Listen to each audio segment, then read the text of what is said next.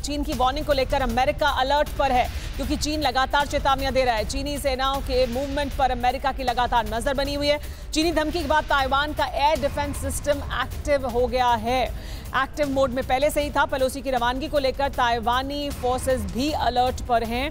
यानी पहले से जब वो कल यहां पहुंची थी तब भी जिस तरह की सुरक्षा हमने देखी थी, अब जब रवानगी हो रही है तब भी अलर्ट पर है अमेरिका भी, ताइवानी फोर्सेस भी अलर्ट पर हैं। इसके अलावा डिफेंस सिस्टम को भी एक्टिव कर दिया गया है। आशीष, तो उसी तरह की रवानगी भी हम देखेंगे जिस तरह से कल यहां ताइवान पहुंची थी नैन्सी पेलोसी।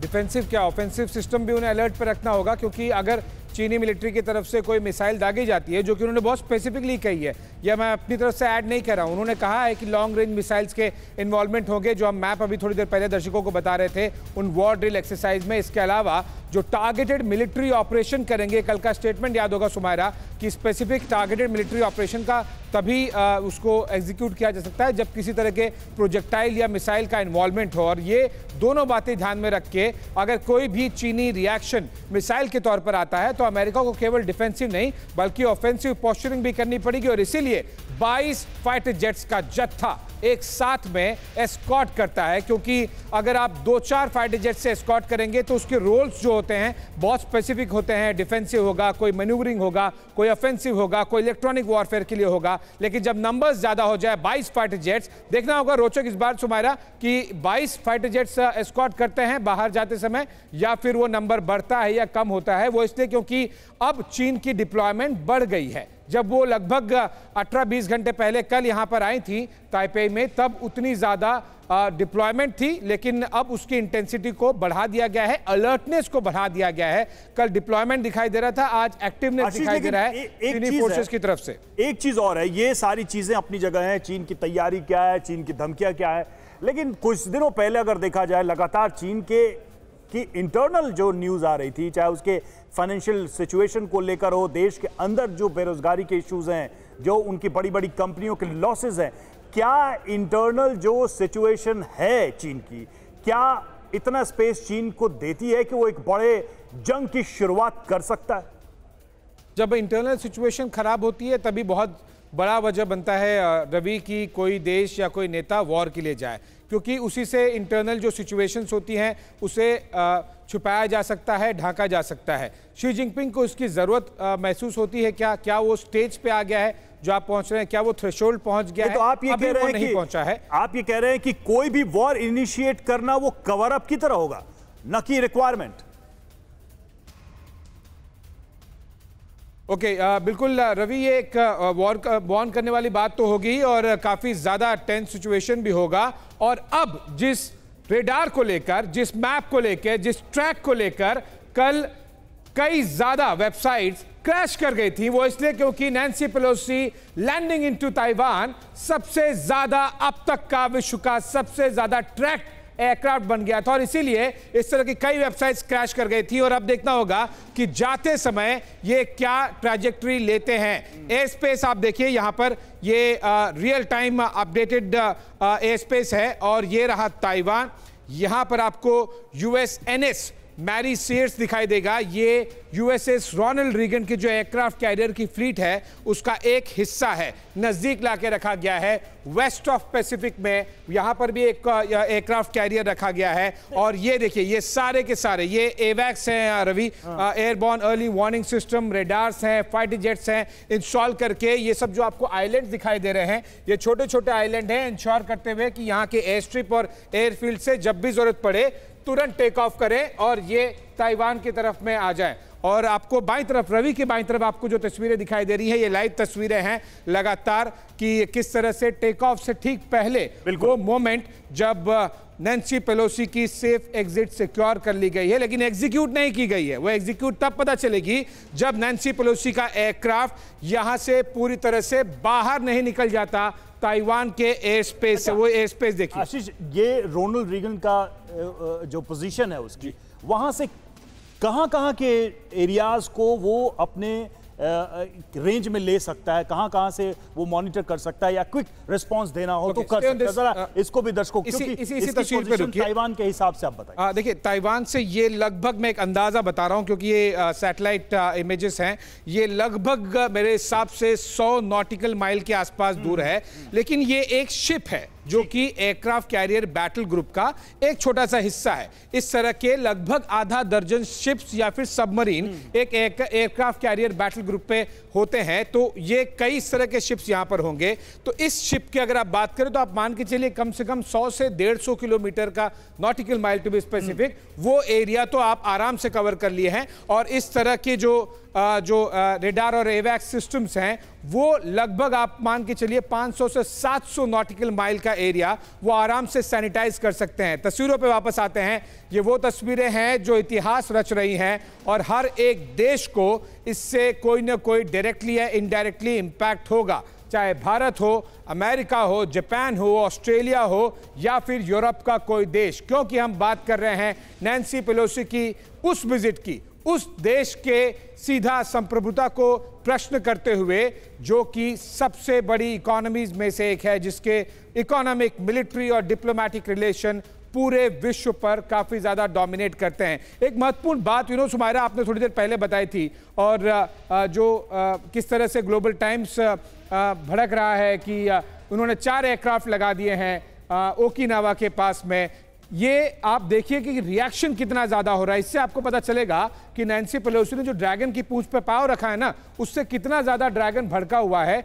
ओकिनावा अमेरिका का कई दशकों से बेस रहा है। ये 4 एयरक्राफ्ट को लेकर अभी इतना ज्यादा रिएक्ट कर रहे हैं। दर्शकों को बता दें, वहां पर लगभग 30 से 32 परमानेंट मिलिट्री इंस्टॉलेशंस हैं अमेरिकी फोर्सेस के, केवल ओकिनावा के प्रीफेक्चर्स में, यानी कि वो आइलैंड के आसपास में 30 से 32 परमानेंट मिलिट्री इंस्टॉलेशंस हैं। उन्हें उससे कोई तकलीफ नहीं हुई। 4 एयरक्राफ्ट दिख रहा है अभी, तो अब काफी ज्यादा दर्द हो रहा है। इससे आपको पता चलेगा कितना ज्यादा वहां पे तकलीफ हो रही है बीजिंग में। बिल्कुल, दरअसल मुझे लगता है आशीष, अब बीजिंग के सामने चुनौती यह है कि वो रिएक्शन किस तरह का करें, कितना करें, जिससे वो अपने डोमेस्टिक ऑडियंस को भी, जो अपने देश की जनता है उसको भी, और अब देखिए विमान ने यहाँ से उड़ान भरने के लिए टैक्सी करना शुरू कर दिया है। तस्वीरें हम नैन्सी पेलोसी के विमान की टैक्सी करने की भी दिखा रहे हैं आपको, ताइपे एयरपोर्ट की। तो वहीं दूसरी तरफ अब चीन के लिए बड़ी चुनौती यह है कि कैसे वो जवाब देगा और कितना जवाब देगा, जिससे दुनिया में भी संदेश जाए, अमेरिका को भी जवाब मिले, ताइवान को भी सबक सिखाए और अपने जो देश की जनता है उसको भी एक संदेश दे। देखिए ये तस्वीर हम आपको दिखा रहे हैं, नैन्सी पेलोसी अब रवाना होंगी यहां से, उनका प्लेन टेक ऑफ करेगा। देखना यह है कि अब कितनी सुरक्षा के बीच यहां से बाहर निकलेंगी, एयर स्पेस से कैसे उनके प्लेन को एस्कॉर्ट किया जाएगा, क्योंकि कल जब वो आई थी तब हमने देखा था किस बड़ी सुरक्षा के साथ, किस बड़े तामझाम के साथ 22 एयरक्राफ्ट लेकर आए थे। एक चीज और भी है कि अगर ये सारी जो चेन ऑफ इंसिडेंट्स हैं, ये जो सीक्वेंस है, ये सब हो जाने के बाद आप देखिए ये प्लेन मूव करता हुआ, आशीष, अगर ये सब हो रहा है और इसके बीच चीन और बड़े बड़े बयान देता है, तो क्या वो सेल्फ प्रेशर नहीं बढ़ाएगा? क्योंकि अगर वो उन बयानों के मुताबिक अभी तो रवि ये जो प्लेन यहां से टेक ऑफ करेगा और यहां से निकल के जाएगा, और जो कि हमें पूरा यकीन है कि वो सुरक्षित यहां से बाहर निकल कर जाएगा, क्योंकि इसके अलावा कोई और हिम्मत चीन नहीं कर सकता है। यही अपने आप में इस वक्त बड़ा संदेश है। इससे निपटने के लिए रणनीति इस वक्त चीन में बनाई जा रही है कि वो कितना बड़ा और किस तरह का संदेश दे दें ताकि उनकी साख बची रहे। अभी तो उनके पास चुनौती है कि वो अपनी साख कैसे बचाएं, क्योंकि यहां से जब ये टेक ऑफ करेगा प्लेन, कल जिस तरह से हमने देखा था कि 22 एयरक्राफ्ट उन्हें एस्कॉर्ट कर यहां पर लेकर आए थे, अब जब यहां से निकलेगा एयर स्पेस से, तो देखना है कि किस तरह से उन्हें यहां से बाहर ले जाया जाएगा, क्योंकि वो बड़ी चुनौती होगी। तो ये तस्वीरें लाइव ताइपे इंटरनेशनल एयरपोर्ट से नैन्सी पेलोसी और कांग्रेसमैन विमेन का डेलीगेशन यहां पर इस एयरक्राफ्ट में बैठा हुआ है। टैक्सी वे से अभी रनवे की तरफ जाता हुआ, रनवे 25121 ताइपे इंटरनेशनल एयरपोर्ट का, और इस एयरक्राफ्ट ने अपने सेफ एयर पैसेज को सिक्योर कर लिया है। लेकिन फिर भी कितने फाइटर जेट्स इस बार एस्कॉर्ट कर रहे होंगे इस समय पे, भले ही वो कैमरे में तस्वीरों में कैद नहीं हो पा रहा है। इस एयरपोर्ट के आसपास में इस बात को इंश्योर करने के लिए कोई स्नाइपर नहीं हो, कोई रॉकेट लॉन्चर नहीं हो, क्योंकि इसमें बाउंड्री वॉल नहीं है इस एयरपोर्ट पे और काफ़ी ज़्यादा खुला हुआ है, सिटी से दिखता है। हेलीकॉप्टर्स भी मंडरा रहे होंगे। एस्कॉर्ट आप देखिए, एस्कॉर्ट व्हीकल जो कि पूरी तरह से एक सेरेमोनियल इंडिकेशन भी देती हैं। एस्कॉर्ट व्हीकल इस एयरक्राफ्ट के सामने उसे डायरेक्ट करता हुआ ये ताइवान के रिप्रेजेंटेटिव्स, उनके लीडर्स इंश्योर करते हुए कि नैंसी पेलोसी यहाँ से जल्द और जितना सेफ हो सके यहाँ से उनके एयर स्पेस से वो बाहर चले जाएं, क्योंकि किसी भी देश के लिए, किसी भी होस्ट के लिए ये काफ़ी बड़ी जिम्मेदारी वाला पल होता है। जैसे ही ये एयरक्राफ्ट टेक ऑफ करने वाला होगा उससे लगभग 30 से 45 सेकेंड्स पहले जो फाइटर जेट्स हैं वो आ जाएंगे ठीक सामने एस्कॉर्ट करने के लिए। सामने से पहला घेरा जाहिर सी बात है कि अमेरिकन फाइटर जेट्स का होगा, दूसरा घेरा होगा ताइवानी एयरफोर्स का, जिसके पास में मिराज 2000 F-15s और भी बहुत सारे फाइटर जेट्स हैं। लेकिन यहां पर जो अमेरिकन नेवी ने फाइटर जेट्स डिप्लॉय किए हैं एस्कॉर्ट करने के लिए, टैकल करने के लिए, वो विश्व के सबसे घातक और सबसे उम्दा मोस्ट एडवांस फाइटर जेट्स हैं, जो कि 5+ जनरेशन जिसे कहा जाता है F-35 मरीन लाइटनिंग B-3, यानी कि चीन की जो फाइटर जेट्स हैं कई सैकड़ों किलोमीटर तक अगर उसके रेंज में आए और अगर इन्हें कोई ऑफेंसिव ऑपरेशन करना पड़े तो चीनी एयरफोर्स के, चाहे वो JF-10 हो, JF-17 हो, इस तरह के फाइटर जेट्स बिल्कुल भी चांस भी नहीं है उनका कि वो सामने टिक पाएंगे। और इसीलिए कल आप ध्यान दीजिएगा, अमेरिका के 22 फाइटर जेट्स से एस्कॉर्ट कर रहे थे, चीन ने 21 फाइटर जेट्स ताइवान के स्पेस में एंटर करवाए, लेकिन क्या कर पाए? कुछ नहीं कर पाए। वो इसलिए क्योंकि चीनी जो फाइटर जेट्स हैं, मिलिट्री प्लेटफॉर्म्स हैं, वो चीनी हैं। जिस तरह से माल होता है उसी तरह से वो प्रूफ कर रहे हैं कि वो टेक ऑन करने के लिए, लड़ने के लिए काबिल नहीं है। ये एक बड़ा संदेश है। इसमें आप ध्यान दीजिएगा, इस पूरे विजिट में केवल और केवल डिप्लोमेटिक और पॉलिटिकल मैसेजिंग नहीं जाएगी, ये काफी अलग अलग लेयर्स और डोमेन्स में मैसेज जाएगा, चाहे वो इकोनॉमिक हो, मिलिट्री हो, पॉलिटिकल हो, डिप्लोमेटिक हो। और ये आशीष, क्या ये मैसेज भी, जाहिर सी बात है ये तो है ही कि चीन जवाब नहीं दे पाया, चीन क्या जवाब देगा? वो कोई भी जवाब देगा, वो इसकी तुलना में ऐसा लगता है कि वो उस स्तर पर नहीं पहुंचेगा जिस स्तर तक ले जाकर उसने बयानबाजी की है। चीन ने जो बयानबाजी की है, जिसमें उसने खुली चुनौतियां दी हैं, एक के बाद एक, सीधे ताइवान को ही नहीं अमेरिका को सीधे चुनौती दी है। आपको सबक सिखा देंगे, दशकों तक इसका अंजाम भुगतेंगे, और न जाने जिस तरह के शब्दों का इस्तेमाल किया, उसका नतीजा तो यह है कि उन्हें फिर कुछ बड़ा एक्शन करना चाहिए। बड़ा एक्शन वो कर नहीं हैं। जाहिर सी बात है इससे उनकी किरकिरी हुई है बुरी तरह से। इस किरकिरी को वो चाहेंगे कि उनकी कुछ साख बची रहे, लेकिन उसके लिए क्या कर सकते हैं, क्या जतन करेंगे? अगर हम चाइना के पॉइंट ऑफ व्यू से देखें आशीष, तो क्या विकल्प है? वो क्या कर सकते हैं अपनी साख बचाने के लिए, या नहीं किसी भी सूरत में? क्योंकि ये जो ड्रिल कर रहे हैं इससे तो उनकी साख नहीं बचेगी।